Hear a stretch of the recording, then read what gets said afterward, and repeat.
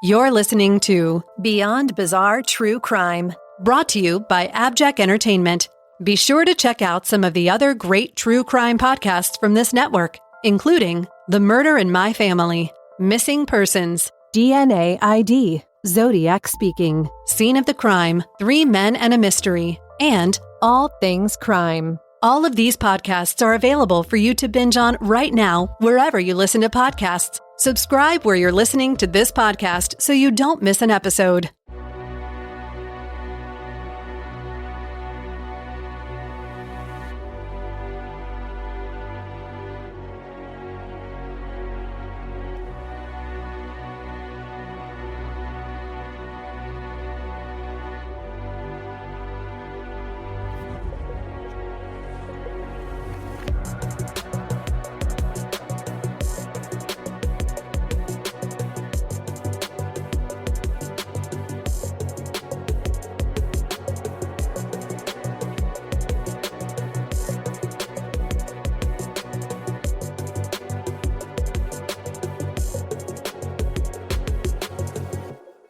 My name is Erica Kelley, and I am the creator and host of Southern Fried True Crime, and you're listening to the Beyond Bizarre case of the Alabama Axe Murderess.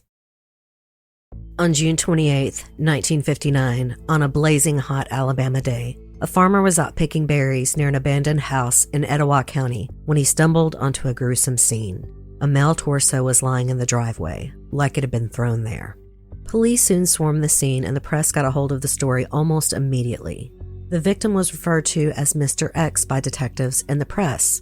Unlike in modern investigations, the police worked closely with local newspapers from the very start. Mr. X still had his head, although his face was mutilated and his arms and legs were cut off. The torso was clad in tattered men's undergarments. There was no blood at the scene and no sign of a struggle. So police believed the man had been killed somewhere else and then dumped in this driveway. And there were no obvious suspects. The abandoned house was 100 yards from U.S. Highway 11, which connected Louisiana to New Jersey, so the killer could be anywhere. The state toxicologist who performed the autopsy determined the man had been dead for around 18 hours. He had been shot with a shotgun at close range, then was beaten in the face and back of the head with a blunt instrument. The legs and arms were cut at the trunk with a knife, and then possibly an axe or meat cleaver was used to hack through the bones.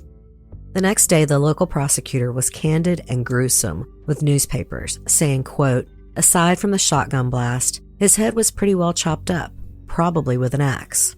He added, "If I had to take a horseback guess at this time, I'd say it was some sort of revenge killing."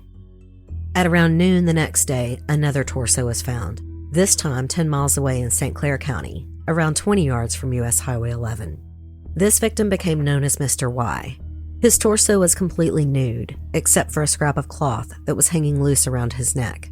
Now that the toxicologist had both torsos, he tried to find similarities. Both men had thick, though graying black hair, and they were possibly of Greek descent, based on their dark complexions, he said. He found that both men had eaten about an hour before they were killed and had most likely eaten together. Their stomach contents had some of the same food. One difference was that Mr. Y was shot on the left side of his face and not full in the face like Mr. X. Mr. X's tox screen showed he had a level 0.14% alcohol in his system. 0.15 was the legal level of intoxication. Mr. Y's body, found just a day later, was already too decomposed to screen for alcohol. Police believed the victims knew each other and were possibly related. Remember, this was long before DNA. And this was due to the stomach contents as well as some physical features. Also, both men had fresh haircuts and shaves. They also believed the victims knew their killer and that the murderer was a local man. They didn't think a tourist would carry an axe or shotgun with them, and because the murderer was familiar enough with the area to know where to dump the torsos. Police also thought the killer may have been afraid of the victims for some reason. The way the bodies had been mutilated might indicate revenge. Of course, locals who lived along U.S. Highway 11 were understandably upset. These tiny communities were like Mayberry. Everyone knew each other, and no one locked their doors at night. Now they were terrified. Most locals were whispering about a madman stalking their homes. On July 1st, it was announced that a local artist had been asked to put together drawings that reproduced the victim's features as closely as possible. The sketches were published in newspapers and included the descriptions of dark graying hair, body types, and possible Greek descent, and what their last meal was. Authorities kept speaking to the press, reminding people to call if they knew anyone who matched the victims' descriptions. A shotgun and an axe were the weapons used. These are items a farmer or rural resident would own. And also, leaves and other outside residue were found embedded in the stumps of the torsos. This meant that the dismemberment happened outdoors. There would have been a huge mess. This meant the killer would have let the blood soak into the ground or maybe have washed it away in a stream. Police also said they believed that lifting the 100-plus pound torsos was too much for one person to handle. So now they were thinking if not two killers, then the killer had at least one accomplice. On July 15th, police got a lead. Someone reported a man missing from his job at the Anniston Ordnance Depot near Alexandria. Lee Harper had been on a 2-week vacation, but hadn't returned to work as scheduled on July 13th. Instead, a woman called and requested that Lee's vacation be extended, which was approved by management. The supervisor said that Lee lived in a trailer somewhere in the White Plains area. Police searched the area with no luck until they flagged down a motorist who said he knew Lee Harper. They found out that Lee Harper lived in a trailer parked on a farm in a tiny rural community called Rabbit Town. He lived with his younger brother Emmett. Rabbit Town was a tiny community in a tiny town. White Plains only has around 800 residents. The desolate 40-acre farm was owned by an elderly man named Martin Hyatt. 74-year-old Hyatt lived there with his second wife Jessie, who was 12 years younger than him, and his 30-year-old daughter from his first marriage named Viola. The officers walked around the back of the property and found the Harper Brothers' trailer. They saw bloodstains around the trailer as well as a shotgun blast to the door. Wood cement had been used to patch the door in order to conceal the shotgun blast. The officers called for backup at around 2 a.m. When investigators arrived, they knocked on the door of the farmhouse and arose the Hyatt family. The Hyatts all said the brothers were on vacation in the Andalusia area. Through the night and into the next day, dozens of investigators searched the farm. The family was cordial and stuck to the story about brothers being on vacation for most of the day. Martin Hyatt, who sat casually on his front porch as investigators searched his farm, said that he and his wife went to bed at around 9 p.m. on the night of the murders. They didn't hear any gunshots and claimed they didn't see anything unusual in the next 3 weeks. Viola and her elderly parents were taken to the station for questioning at 7:30 p.m. that night, and though her father and stepmother were soon released, Viola was interrogated into the wee hours of the morning. 30-year-old Viola Virginia Hyatt had been born in Rabbit Town in 1929. Her mother died when she was 5 years old, surely a traumatic experience, and her father quickly remarried, openly admitting that it was to find a mother to raise his daughter. Viola's stepmother, Jessie, never had any children of her own with Martin Hyatt, so Viola was an only child. And despite intending to find a mother for Viola, the young girl followed her father everywhere and was essentially raised as a boy, a farmhand. She helped him in the fields and was pretty invaluable at the farm. It had corn and cotton fields, plus a garden and pigs and chickens. At a very young age, Viola learned how to butcher hogs. Later, investigators believed this could be how she learned to dismember the torsos. At the age of 7, Viola's father taught her how to shoot. As an adult, she had daily target practice with her father, and she was an excellent shot, and she often went hunting with her father. The family didn't socialize much at all, but neighbors were familiar with them. Viola was known to have a temper, but neighbors still thought she was mostly a friendly girl, though she was a little different, as most politely said. Some would outright say she was slow, hinting at intellectual disabilities. Her father said she quit school in the 9th grade after an argument with her teacher. At 30 years old, Viola was 5'7" and 175 pounds. She is often described as plain and plump or stocky. She had short black hair that she wore straight back. But she did like clothes, and she often tried to look nice despite the poverty she grew up in. A grocery store owner who had more contact with Viola said that she was well-mannered and loved to read, though the grocer's daughter said, quote, "Viola didn't bother anybody, but she didn't want anybody to bother her." And all the neighbors noted that Viola walked around everywhere with a shotgun on her shoulder, practically strutting, some said. And she always carried a knife. These reports gave the quirky spinster a menacing air. And their family, though neighbors politely insisted were salt of the earth, were also considered strange. In small towns like this, everyone knows everyone and their business. The Hyatts had kept to themselves, which stoked the rumors. When Viola was arrested for what was known as the torso murders, these oddities became part of her lasting lore. She changed into her prettiest dress and put on lipstick for the waiting reporters. The old black and white photos show Viola giving the photographers a small, enigmatic smile. Viola had never married, and it wasn't common knowledge, but she had been dating Lee Harper for years. Martin Hyatt reported that Lee first started coming around the farm in around 1952. He said, quote, "One day Lee moved his trailer here without asking me. I guess the girl told him to put it there." The trailer was made of aluminum. It was tiny and homemade. It was 80 feet by 90 feet from the back of the house and was jacked up on concrete blocks.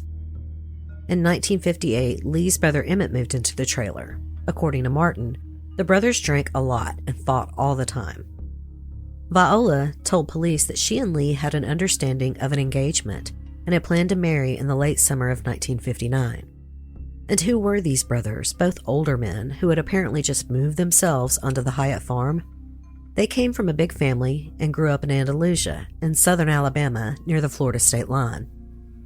Both had served in World War II. Lee was 55 and Emmett was 48 when they were murdered.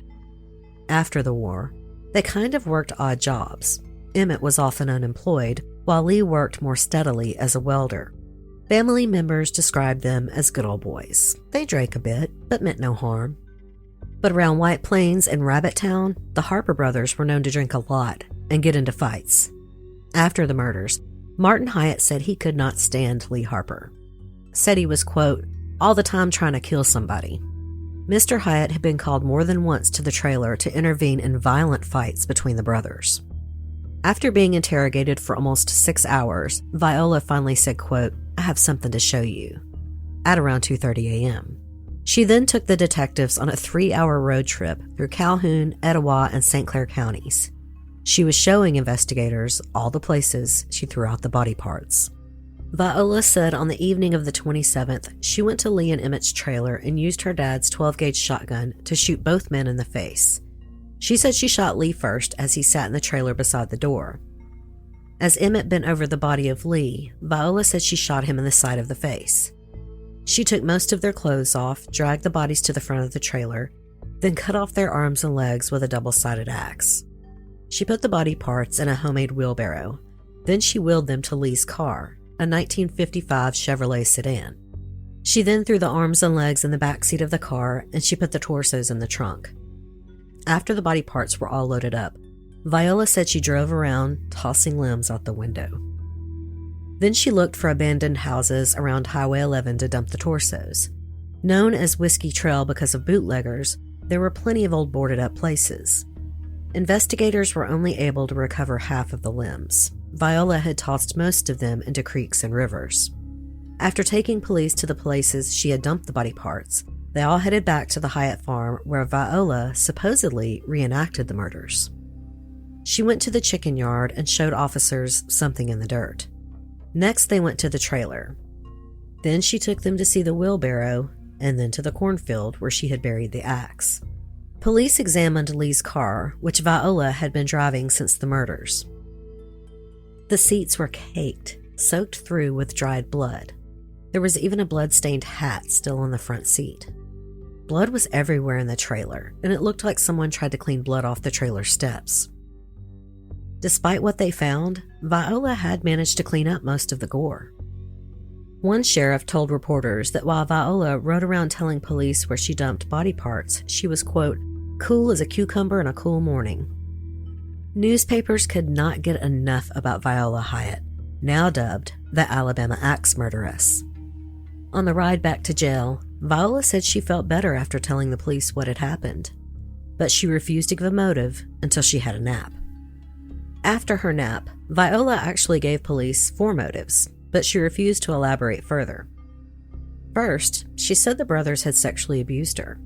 Then she said they drank too much and were rude to her father. She finally said she and Lee had gotten into an argument over the car. But that was it. She refused to say anything else in her own defense. Police found out that Viola had used her neighbor's phone on July 13th and 14th.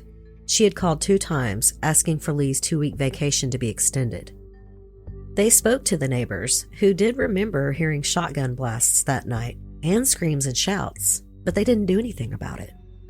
One neighbor said they were used to the Harper brothers drunk and fussing, and the next morning, Viola told him that she took the brothers to the bus station, so he decided to let it go. Many newspapers questioned how a woman could have dragged the 2 bodies out of the trailer, hacked them up, and lifted the pieces into the car. But authorities said that while they initially thought one person couldn't have done the job, they did believe Viola acted alone. She was described as a big girl, even imposing. And she had worked on a farm her entire life. That kind of work isn't for sissies. She would have been as strong as many men. Butchering hogs, splitting wood, lifting and carrying no telling how much weight on a daily basis. While in jail, Viola refused to speak any further with police or her court-appointed attorneys. On March 4th, 1960, Viola's attorneys entered pleas of not guilty and not guilty by reason of insanity. 10 days later, on March 14th, Viola's trial for the murder of Lee Harper began. The courtroom was filled to the rafters.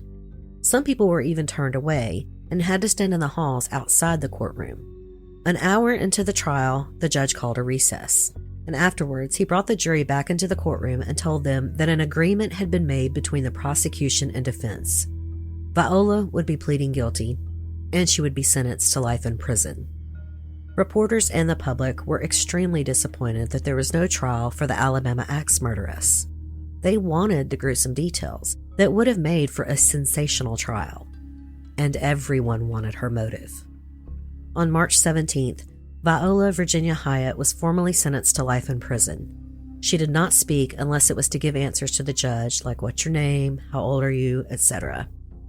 Under Alabama law, Viola would be eligible for parole in 10 years. Following her sentencing, Viola's defense attorneys told reporters she never would tell us exactly what happened. They said when they asked Viola about the brothers sexually assaulting her, she simply replied it was worse than that, and refused to say anything more. Viola was sent to Tutwiler State Prison in Wetumpka, Alabama. The prison supervisor often gave interviews to the press about his infamous prisoner, praising Viola as pleasant and cooperative. In 1961, Viola's 76-year-old father passed away, and she was allowed to attend the funeral. Viola's stepmother, Jessie, died 6 days before she was paroled. She had never visited her stepdaughter in prison, nor did she grant interviews. After serving 10 years on April 14, 1970, the 3-person parole board voted 3-0 to let her out. Viola had been the perfect inmate. She never caused any problems, she always did what she was told, and she always followed the rules. After she was paroled, Viola moved in with an aunt and uncle in Jacksonville, Alabama. She didn't work, and she lived on a fixed income.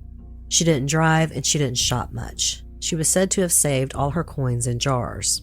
She developed a serious leg condition, which eventually left her using a walker. From 1990 until her death, Viola lived in a Jacksonville mobile park called Tuckaway Village. Residents of the park lovingly referred to Viola as the mayor of Tuckaway Village because she knew everybody's business in that park. Viola spent most of the time reading her Bible on the front porch and evidently watching her neighbors. The Alabama Axe Murderess lived the rest of her life very quietly. She refused all interviews, and no one in her family spoke to the press either. In June of 2000, 41 years after the murders, Viola Hyatt died at 71 years old, and she never really gave a motive for the murders. Viola Hyatt was said to be very backwoods. She carried a shotgun and a knife with her everywhere. Maybe she did just lose her temper and shot Lee and Emmett. Or maybe the brothers were abusive to Viola, sexually or otherwise. She had waited on them, hand and foot, cooking and cleaning, just like she did for her father. Maybe she'd finally had enough of their freeloading shit. Maybe she was tired of waiting for Lee to marry her. Maybe she just wanted Lee's car. That was the last motive she kind of gave to the police, and it was oddly the one thing she hadn't bothered to try and clean up. But even if she did just snap, taking an axe and cutting up the bodies is what makes this story so gruesome and so famous. I'm not sure her 74-year-old father could have helped her, but I do think he probably knew. And it was actually a somewhat smart plan. How else could she move the bodies by herself? She was just caught before she could finish cleaning up. We will never really know why she murdered Lee and Emmett Harper. The Alabama Axe Murderess would never tell. My name is Erica Kelley. You can find my show, Southern Fried True Crime, wherever you listen to podcasts, and I hope you enjoyed this beyond bizarre story of the infamous Alabama Axe Murderess. And tune in for the next episode of Beyond Bizarre True Crime that will be hosted by Mike Morford of the Murder in My Family podcast. Thanks so much for listening. Y'all take care.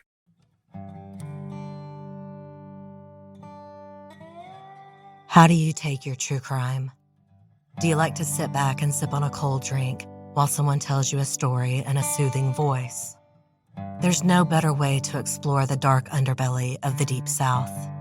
My podcast, Southern Fried True Crime, is like sitting on a front porch listening to a friend tell you a story, with the slow pull of a slide guitar drawing you in closer. I'm Erica Kelley, and every Friday I spin a new Southern tale, giving you the history of the town, the background of the community and victims, as well as the details of a uniquely Southern crime. Explore historic cases with me, like the saga of Cullen and Priscilla Davis in Fort Worth, Texas. It's the perfect example of money and power trumping justice in the South. Or contemporary cases like the death of Andrew Lewis, a young man shot in the back of the head. The shooter claimed self-defense, and Montgomery, Alabama officials refused to charge him or conduct a proper investigation. I am also passionate about wrongful convictions, domestic violence, and rape culture. Southern Fried True Crime pulls no punches, breaking down the good old boy system. I shoot straight about how racism, elitism, and political connections affect justice in the South. Southern charm is attempted, but I can promise you some Southern sass. So pull up a chair and subscribe if you're interested. I'd love to have you. You can find me on iTunes, Stitcher, Google Play, and many other podcast apps. Just search for Southern Fried True Crime. Until then, y'all take care. Beyond Bizarre True Crime is produced by Mike Morford and Jess Betancourt for AbJack Entertainment, with music by Connor Betancourt. If you enjoy this podcast, make sure to subscribe wherever you are listening now, and please take a moment to rate and review the show.